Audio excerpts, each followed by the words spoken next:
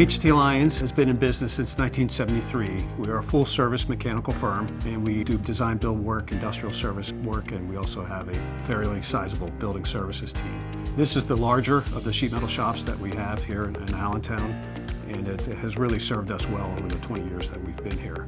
We are doing more and more work in the shop beyond just simple duct fabrication or pipe fabrication, and we are combining pieces of duct together. We're calling that subassembly. A lot of the work in the shop is fabrication for other local mechanical contractors. Most of them are in Philly and New Jersey. So we're fabricating duct for a school in the Philly area.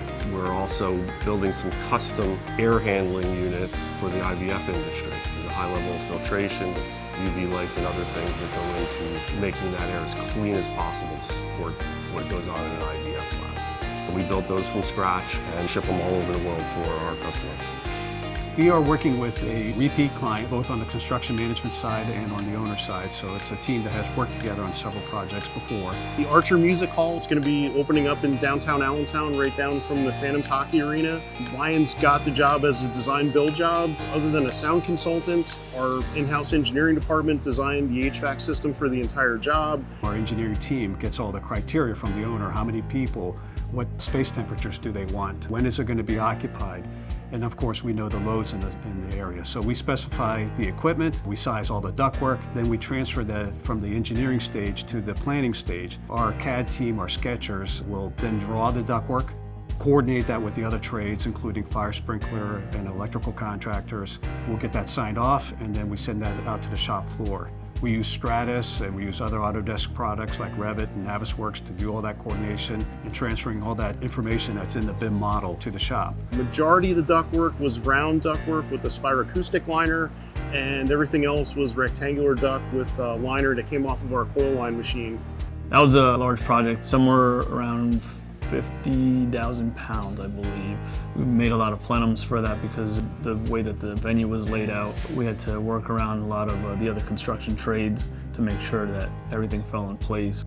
We're able to produce the entire air handling penthouse, if you will, for the top of a building, such that we save 2-3 months of time on the project site.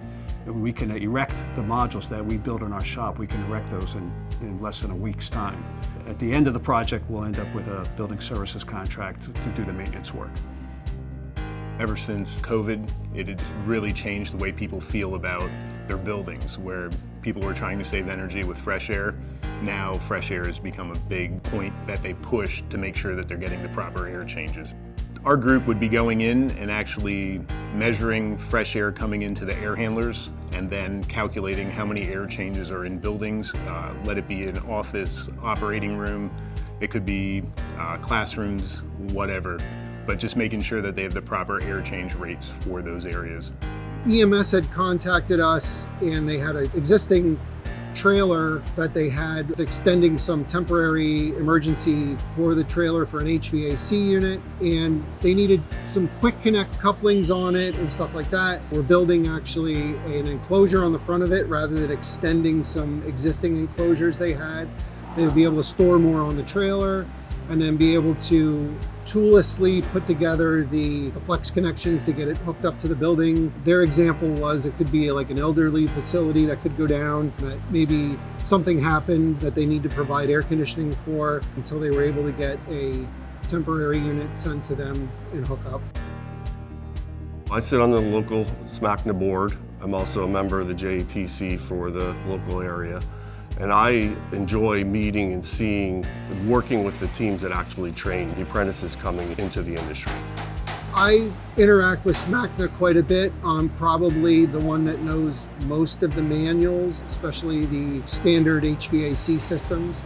So I have a lot of the sketchers coming to me with special instances, or our estimating department looking at stuff like that. The industrial stuff, I actually reach out to the SMACNA down there and go through some of the things that we need to go through for industrial applications like dust collection systems or larger duct. All the resources that are available to us at SMACNA, starting with when we first moved into the shop and setting up our duct standards, our fabrication standards, how we're actually going to make duct what makes most sense for us.